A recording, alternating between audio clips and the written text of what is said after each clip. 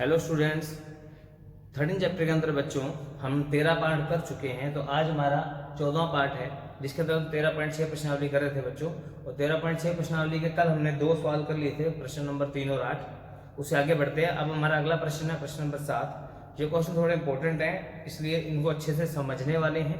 ठीक है, अगर ये वीडियो ना समझ आए तो आप जो है इसको दोबारा देख सकते हैं। और 13.6 जो है पिछले पार्ट में स्टार्ट हुई थी 13वें पार्ट में, तो पहले वो देखिए, फिर ही आपको सेकंड पार्ट समझ आएगा बच्चों। चलिए, तो 13.6 के अंदर जो है हमारा क्वेश्चन नंबर 7 पढ़ो ध्यान से।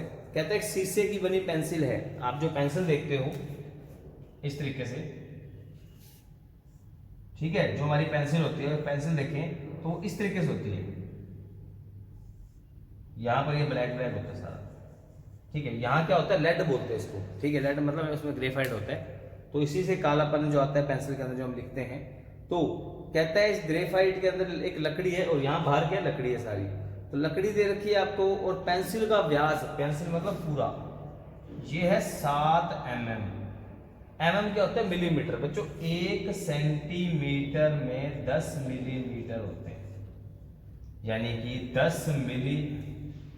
10 मिलीमीटर का हो गया 1 सेंटीमीटर। तो 1 मिलीमीटर को अगर बदलना हो तो 10 आ जाएगा भाग में, यानी इसको सेंटीमीटर में लाना पड़ेगा। तो ये बन जाएगा हमारा 7/10 इस तरीके से, ठीक है। चलिए, उसके बाद आपको दिया है पेंसिल का व्यास दे दिया। ग्रेफाइट, ग्रेफाइट एक छोटा देता है, इसका व्यास भी दे दिया 1 mm। तो इसको आप 1/10 कह देंगे, ठीक है। तो और इसकी पेंसिल की ऊंचाई दे रखी है h कितने हैं, 14 सेंटीमीटर। तो सब कुछ सेंटीमीटर में लाना है, ये हमें mm में दिया हुआ था, तो हमें इसको ठीक करना है पहले। तो कहता है लकड़ी का आयतन और ग्रेफाइट का आयतन। ये लकड़ी जो लगी हुई इसका आयतन, और इसके अंदर काला काला जो है इस दिए ग्रेफाइट, इसका आयतन आपको बताना है। तो देखो, हम पहले ग्रेफाइट की बात करते हैं। जो हमारा ग्रेफाइट है, छोटा सा ग्रेफाइट का व्यास आपको दिया हुआ है, वो है 1 mm। इसका मतलब 1/10 सेंटीमीटर। तो इसकी त्रिज्या क्या बनी, उसका नाम R1 रख देते हैं। इसका आधा कर दो, यानी 2/10 सेंटीमीटर। और ग्रेफाइट की ऊंचाई क्या है, जितनी पेंसिल की ऊंचाई उतनी ग्रेफाइट की ऊंचाई। तो ग्रेफाइट की ऊंचाई है 14 सेंटीमीटर, यानी कि h आ गया। तो पहले मैं बताना ग्रेफाइट का आयतन।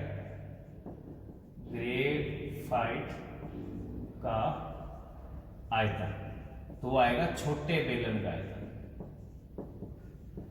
छोटे बेलन का आयतन। क्यों? क्योंकि बीच में छोटा बेलन है, ये पूरा बड़ा बेलन है। पेंसिल कैसी बेलनाकार उसने बोला हुआ है, ठीक है। तो छोटे बेलन का आयतन आएगा पाई छोटा r, यानी r1 का वर्ग h। तो फॉर्मूला था पाई r का वर्ग h। तो r यहाँ पे 1 ले लेंगे, मान पुट करो। पाई का मान 22/7, R1 कितना है, R1 का मतलब 1/2 × 10, और 1/2 × 10 2 बार आएगा। और h कितना है, 14। तो इसको काटो, 7 पे गया, 2 × 14, 2 से 2 खत्म, ये 2 इस पे गया। हमारे पास बचे 11/10 × 10। तो बटे में 10 को 1000 आ जाए बच्चों, नहीं काटना होता। तो ये आ गया 11/100, 0.11 घन सेंटीमीटर हमारा आयतन आ गया, सेंटीमीटर की पावर 3। उसके बाद ये हमारा हो गया पहला पार्ट। अब हमें बताना लकड़ी का, जो लकड़ी है चारों, उसका आयतन। तो लकड़ी को होना है बड़ा सिलेंडर, और ग्रेफाइट को होना है छोटा सिलेंडर।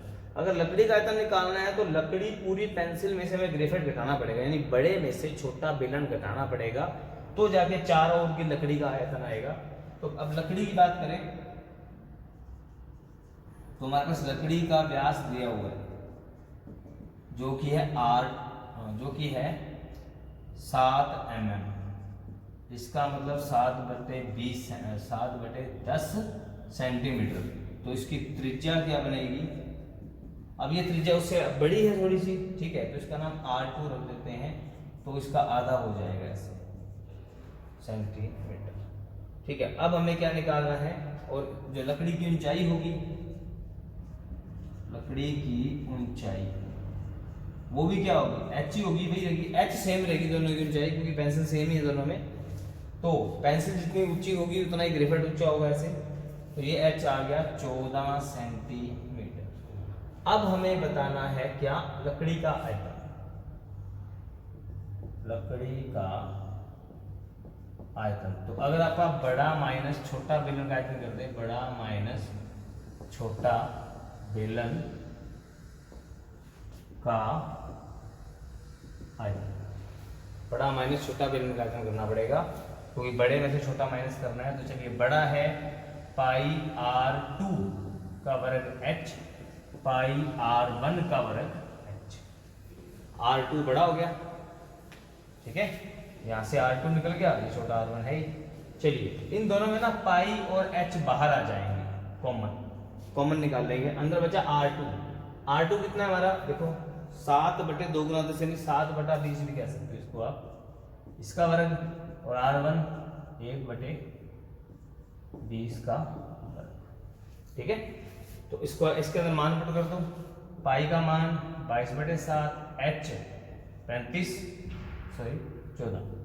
h 14, तो ये बचा 49/400 माइनस 1/400, ये गया 2 पे, 44 गुना 48/400, 4 एकम 4, 11 तक 44, 11 गुना 48/100, तो इसकी गुना करो, ठीक है, तो ये आएगा 528/100, यानी कि ये आ गया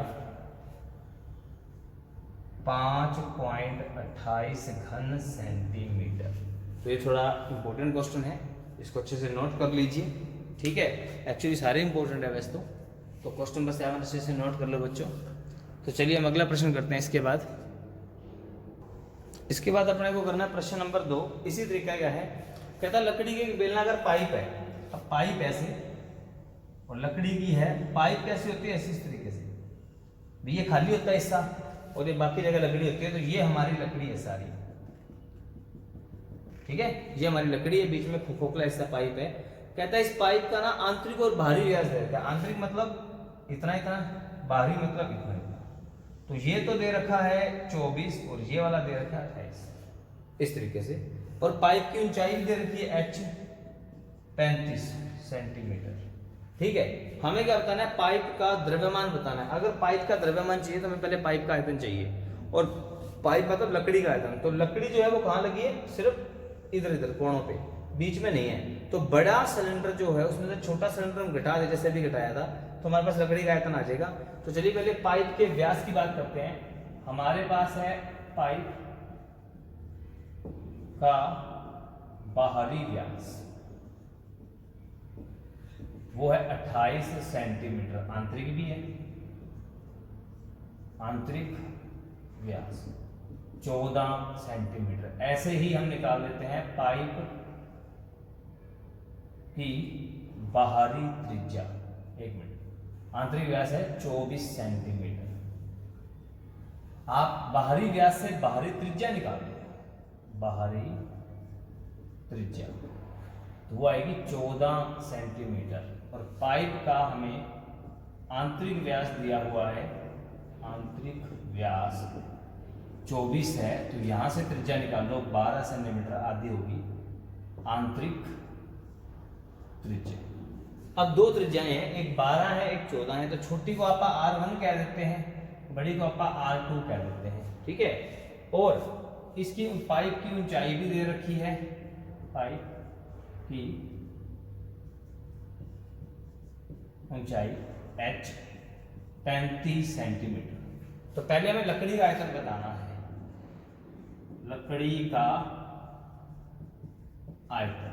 तो क्या होगा, बड़ा माइनस छोटा बेलन का आयतन, बेलन का आयतन। तो बड़ा बेलन होगा पाई बड़ा R यानी R2 का स्क्वायर h, पाई छोटा r यानी R1 का स्क्वायर h। ऐसे वही फॉर्मूला जो अभी लगाया, क्योंकि हमें लकड़ी चाहिए सिर्फ। तो ये आ गया, इन दोनों में ना पाई और h कॉमन है, अंदर बचा R2 का वर्ग यानी 14 का वर्ग। तो R2 जो है वो आएगा 14 का वर्ग, क्योंकि R2 14 था, और R1 हमने माना 12 का वर्ग। तो इसको हल करो, ये गया 7 5 35, ठीक है 5 पे गया तो 110 गुना में यहाँ बचा 196 माइनस 144, तो 110 गुना में यहाँ बचा 52 ब्रैकेट के अंदर, इसको हल कर दिया तो ये आएगा 5720 घन सेंटीमीटर। तो हमने अभी क्या निकाला, लकड़ी का आयतन निकाला, यानी जो लकड़ी की पाइप थी उसका आयतन निकाला, इसका भार अभी निकालना है। तो उन्होंने बोला हुआ है कि 1 वर्ग सेंटीमीटर लकड़ी का द्रव्यमान, तो 1 घन सेंटीमीटर का द्रव्यमान है 0.6 ग्राम, ये पॉइंट है 0.6 ग्राम का मतलब 6/10 ग्राम। तो हमारा आंसर आ गया 5720 घन सेंटीमीटर। तो क्या आएगा 6/10 की गुना हो जाएगी 5720 से, ये खत्म। तो ये बचा 6 दूना 12, 6 7 42 और 1 43 34 ग्राम। ये ग्राम में है, हम इसको किलोग्राम में बदल सकते हैं। 1 किलोग्राम में 1000 ग्राम होते हैं, तो ग्राम को अगर किलो में लाना तो 1000 से भाग करना पड़ेगा। यानी अगर मैं इसको 1000 से भाग कर दूं तो ये बन गया किलोग्राम, यानी 3.432 किलोग्राम हमारा आंसर है। तो ये आप क्वेश्चन बच्चों अच्छे से नोट कर लीजिए, ठीक है। और आज के लिए हम जो है 2 ही क्वेश्चन करेंगे बस ये, ठीक है। बाकी आगे हमारे 4 क्वेश्चन रहेंगे, आप अगले पार्ट में करेंगे। तो इसके बाकी पार्ट देखने तो इस तरफ प्लेलिस्ट है जहाँ पर आप देख सकते हो, और इस तरफ चैनल को सब्सक्राइब करने का ऑप्शन है। Thank you.